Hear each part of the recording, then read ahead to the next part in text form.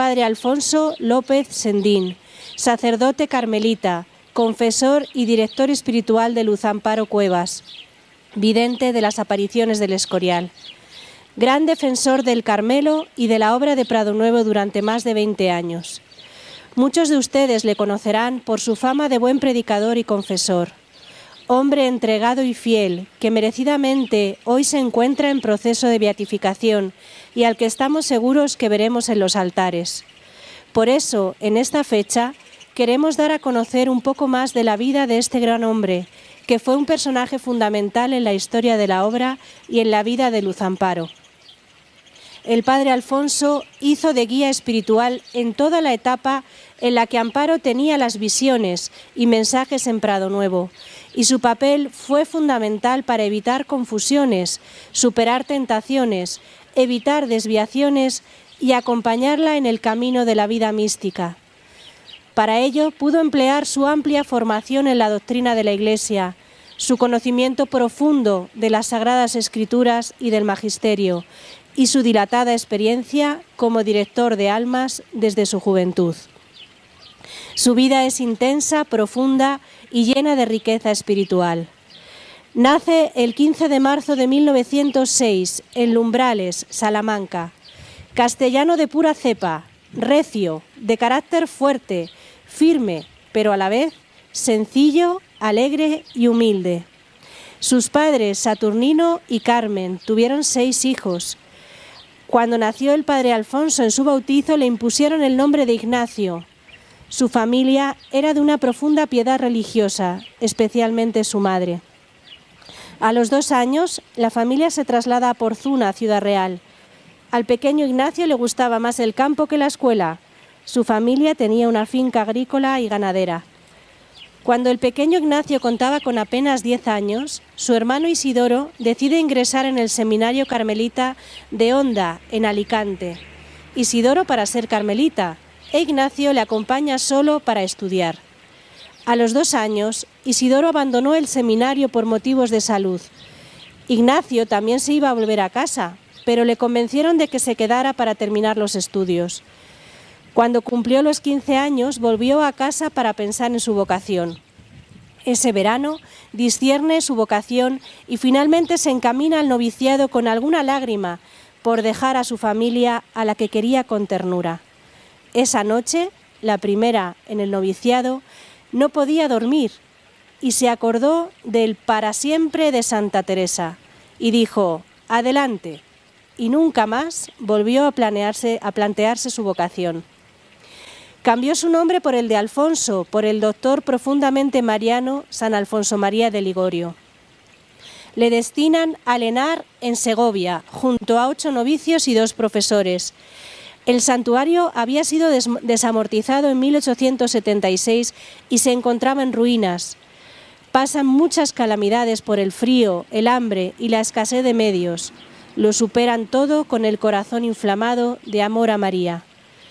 Todos sus compañeros, sin excepción, y profesores en el noviciado fueron martirizados durante la Guerra Civil Española. Todos menos él. Se ordenó sacerdote el 22 de septiembre de 1928. Luego pasó por varios destinos hasta que en el 1934 se matricula en Valencia en Filosofía y Letras y en 1936 es destinado al Carmelo de Ayala 35 en Madrid. Allí sigue estudiando en la universidad. Le sorprende la guerra civil. Tiene que dejar el convento porque están quemándolos y tiene que esconderse en varias casas vestido de paisano. Acaba en una casa donde hay un matrimonio con 2 hijas. Al día siguiente vienen 2 policías y se lo llevan a la cárcel. Él, pensando que lo sabían todo, confiesa que es religioso, carmelita y sacerdote. Después le trasladan a otra cárcel, le hacen un nuevo interrogatorio donde se vuelve a confesar católico y dispuesto a derramar su sangre. Esa noche, convencido de que va a morir, se confiesa y deja escrito un hermoso texto en un papel que mete en su bolsillo. Ese texto dice así: «Soy el padre Alfonso María López Sendín, carmelita de Ayala 35, Perdono a mis asesinos, a quienes agradezco la dicha del martirio que me han proporcionado, y pido a Dios, para ellos, la conversión y la salvación. Madre mía del Carmen, sálvame, salva a España con la paz y la prosperidad. Y a continuación escribía el Ave María en español, latín, griego, francés, alemán y catalán. Esa noche, el padre se libró del martirio porque hubo un bombardeo y los jueces que le habían interrogado desaparecieron. El Señor no permitió que se consumara este martirio porque no estaba en sus designios. El padre Alfonso estaba llamado a hacer grandes cosas en el Carmelo y posteriormente en la obra de Prado Nuevo. Luego pasó a la cárcel de San Antón y de ahí a trabajos forzados, trabajando en la construcción del ferrocarril y en las mieses en verano. Después de 2 años y medio de trabajos forzados, corrió el rumor de que iba a ser nombrado comisario político del ideal anarcocomunista. El padre decide escapar. Era el mes de diciembre. Por la mañana salió con todos, pero se escondió en un olivar, vestido de militar y con una manta y un macuto. Pasó un camión que iba a Madrid. Pidió subirse, se le denegó, y en un descuido del conductor se montó atrás y pudo llegar a Madrid. Allí se presentó en casa de unos amigos que le escondieron en la calle Castelló 49. Estuvo 3 meses y medio encerrado en aquella casa sin abrir las ventanas y sin hacer ruido. Las sirvientas le llevaban de vez en cuando algo de comer. Pasó el tiempo arreglando relojes, cantando misa y rezando. Escribió también un diario espiritual de 60 páginas que lo llamó Peripecias, sobre todo lo que le había ocurrido durante la guerra. Después de acabada la guerra se fue a Ciudad Real a ver a su madre, pero pronto se incorporó a Ayala 35. Después fue prior del Carmen de Zaragoza, otra vez de Lenar, del Seminario Menor de Villarreal en Castellón, y finalmente restaurador del Carmelo en la provincia de Castilla, de 1948 a 1959. Después de la guerra, los conventos se habían quedado vacíos y hubo que volver a ponerlos en funcionamiento. Esta fue la tarea del padre Alfonso durante varios años. Será también maestro de novicios, viajará a Argentina y a Santo Domingo en misiones pastorales. Fundador y prior del Carmelo de Salamanca de 1951 a 1968. Y por último, en ese año, se le destina al Carmelo de Nuestra Señora de las Maravillas en Príncipe de Vergara, en Madrid, donde es maestro de novicios y atiende espiritualmente a las monjas carmelitas. Ese fue su último destino como carmelita. No queremos olvidar su importante papel como fundador de los Rosarios del Retiro y del Parque del Oeste. Promueve el Rosario en el Retiro de Madrid de 1975 a 1995, cada primer sábado. A ese rosario llegan a asistir los reyes de España con el príncipe Felipe. Él quería que se construyera allí un monumento a la Virgen, para ello recabó fondos con una suscripción popular, pero no lo permitieron y se tuvo que hacer esa estatua en el Parque del Oeste en 1998. En la actualidad, esa estatua, esa imagen de la Virgen, se puede visitar y se sigue rezando el Santo Rosario en algunas fechas. Llegamos al año 1981. El padre Alfonso ya cuenta con 75 años y es el momento en que va a conocer a Luz Amparo. Lo hace a través de una de sus dirigidas, Paula Giralt, que a su vez era conocida de Luz Amparo y había presenciado los estigmas y mensajes. Paula Giralt ayuda a Amparo a escoger director espiritual, presentándola una lista de 5 nombres de posibles candidatos. Luz Amparo, consultando a la Virgen, escoge al padre Alfonso, porque la Virgen le juzga con fortaleza suficiente para las pruebas que le esperan. Él acepta y desde ese momento confesará a Amparo en la Iglesia de Maravillas cada 15 días. Al padre Alfonso también le tocó sufrir incomprensiones, ataques y luchas por este motivo.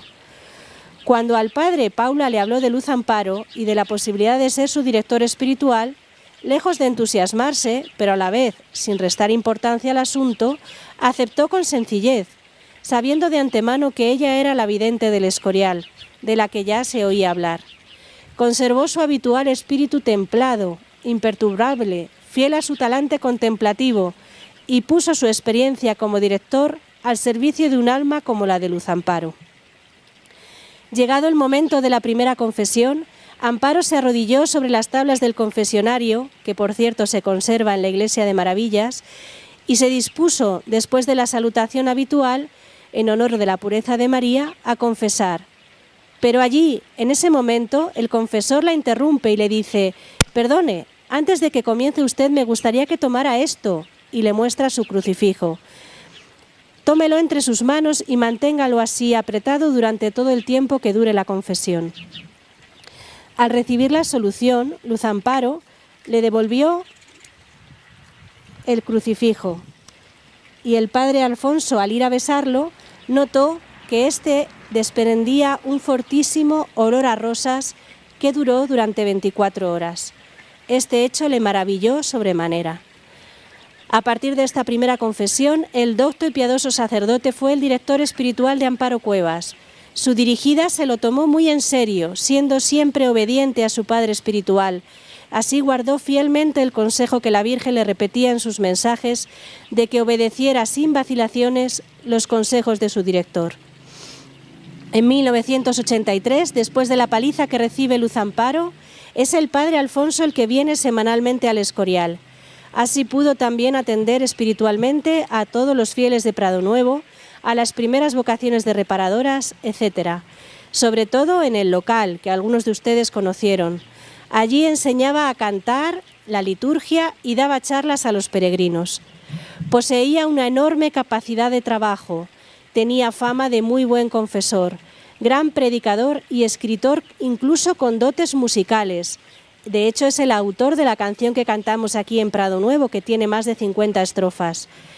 En 1995 le dio un ictus en su habitación del Convento de Maravillas y fue ingresado. Al día siguiente lo fueron a visitar a la clínica el padre provincial carmelita y más tarde Luz Amparo, pidiendo en ese mismo momento atender al padre en su convalecencia, y así lo permitieron los superiores, conocedores del gran amor que tenía el padre a esta obra, y también porque ellos no estaban muy dotados para la atención a un enfermo de estas características. En estas fechas, año 1995, estaba en pleno auge la persecución a la obra del Escorial, y fue un auténtico regalo que los superiores del padre le permitieran vivir en el Escorial.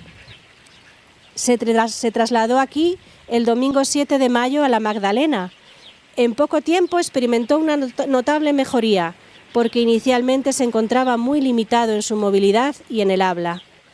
Cerca de Luz Amparo cumplió su sueño de poder atender más de cerca la obra del Escorial y expresaba que para él era un gozo inmenso, porque desde el año 1985, en el que se le pidió atender la obra, él no pudo hacerlo porque era carmelita y tenía votos religiosos.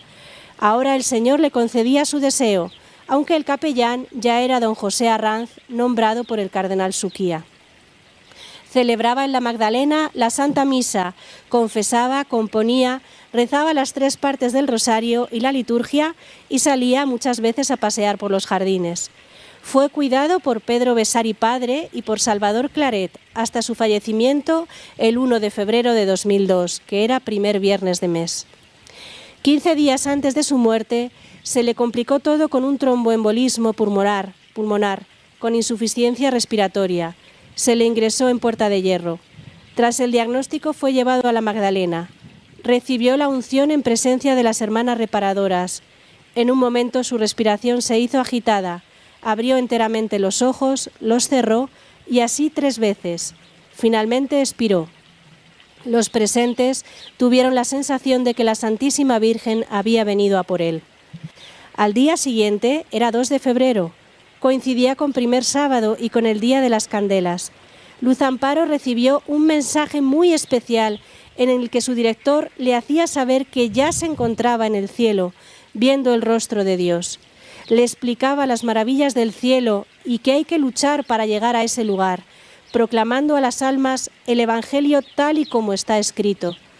Le pide a su hija espiritual que sea muy humilde y que siga sus consejos. Desde el año 2018 está abierta su causa de beatificación. Y desde aquí queremos que todos ustedes también participen en este proceso, ayudándole con una oración que se puede rezar con uso privado, pidiéndole intercesión al Padre Alfonso para algún favor que queramos recibir y a su vez pidiendo que su causa de beatificación se acelere.